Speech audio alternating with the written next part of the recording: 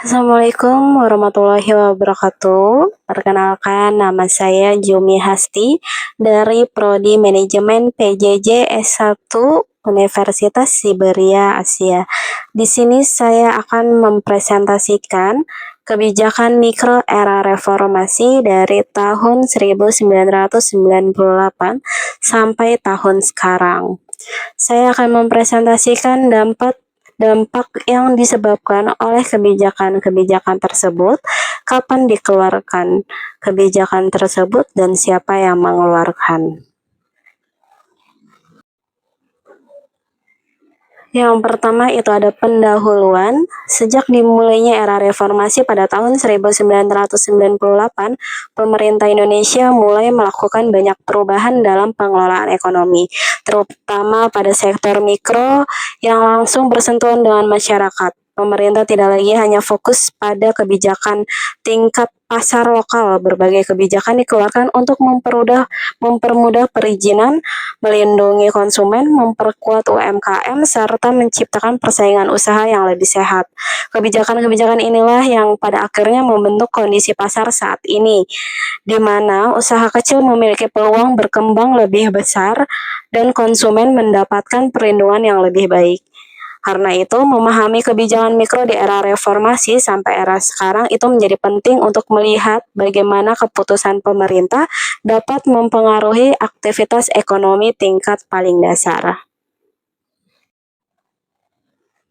Yang pertama, ini ada Undang-Undang Otonomi Daerah UU nomor 22 tahun 1999 dikeluarkan pada era Presiden B.J. Habibie.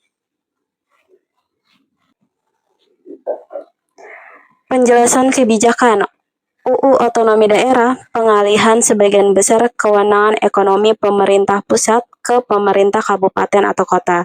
Ruang lingkup meliputi penetapan peraturan usaha lokal, izin usaha mikro dan kecil, pengelolaan pasar tradisional, retribusi daerah, pembinaan UMKM, kebijakan harga komoditas lokal tertentu. Dampaknya itu yang pertama penurunan biaya transaksi, yang kedua itu penurunan entry barrier, yang ketiga efisiensi alokasi sumber daya lokal, yang keempat meningkatkan persaingan pasar lokal, yang kelima pemerintah daerah sebagai mini regulator. Kita lanjut yang kedua, Undang-Undang Perlindungan Konsumen UU nomor 8 tahun 1999 dikeluarkan pada era Presiden B.J. Habibie. Yang pertama itu penjelasan kebijakan. UU ini menata ulang perilaku pelaku usaha dengan aturan tentang label produk, keamanan dan kelayakan barang, hak pengembalian barang. Itu dampaknya yang pertama itu mengurangi asymmetric information, yang kedua perubahan kurva permintaan, yang ketiga penguatan competition through quality, yang keempat itu mengurangi eksternalitas negatif. Kita lanjut yang ketiga itu pembentukan KPPU atau Komisi Pengawas Persaingan Usaha tahun 2000 dikeluarkan pada era Presiden Abdurrahman Wahid atau Gus Dur.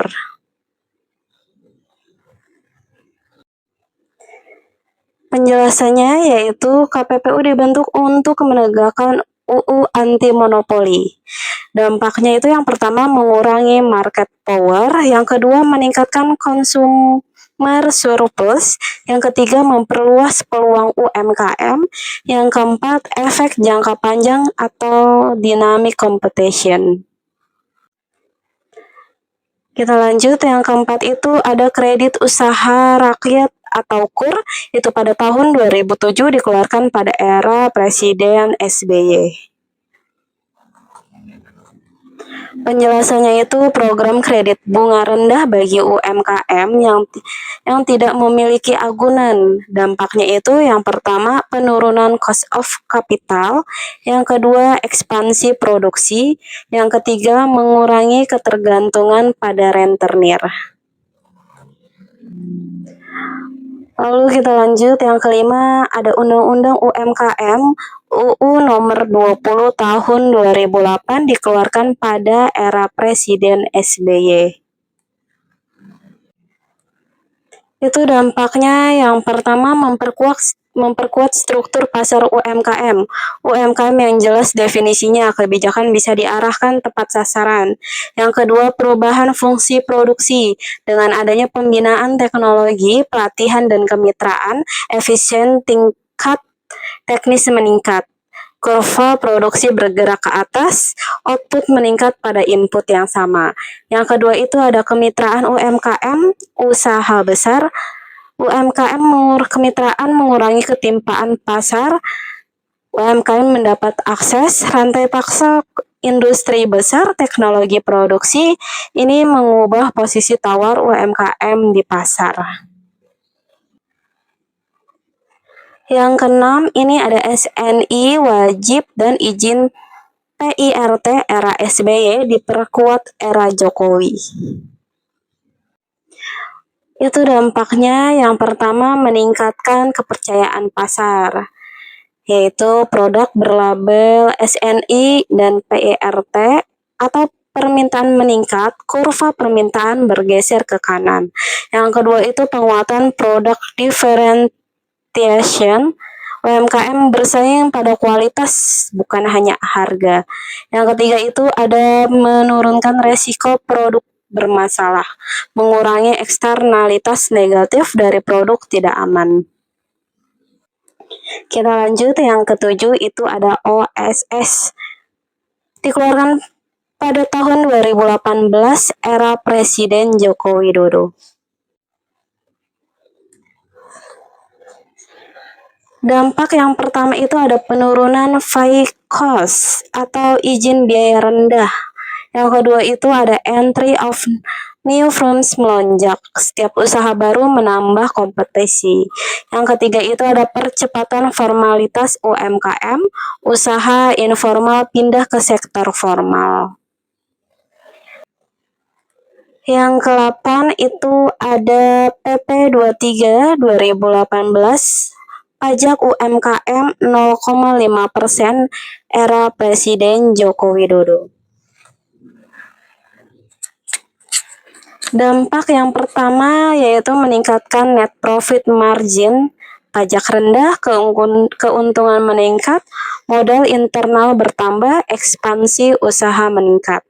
Yang kedua itu ada alokasi sumber daya efisien, UMKM memiliki lebih banyak ruang untuk reinvestment, perekrutan tenaga kerja, dan pengembangan produk. Yang ke-9 ada Undang-Undang Cipta Kerja UU 11 tahun 2020.